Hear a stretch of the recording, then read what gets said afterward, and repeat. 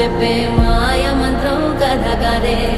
చంటోళ్లను భయపెట్టే భూచోడి కథ కదే, తాత ముత్తాతమ్మల భూతాల కథ కదే, విక్రమాదిత్యుడు చెప్పిన వేదాళుడి కథ కదే, దీపము నుండి దెయ్యం వచ్చే అల్లావుద్దీన్ కథ కాదే, ఇది ముడత చర్మం ముసలి చెప్పే కథ లాంటి నిజమేలే.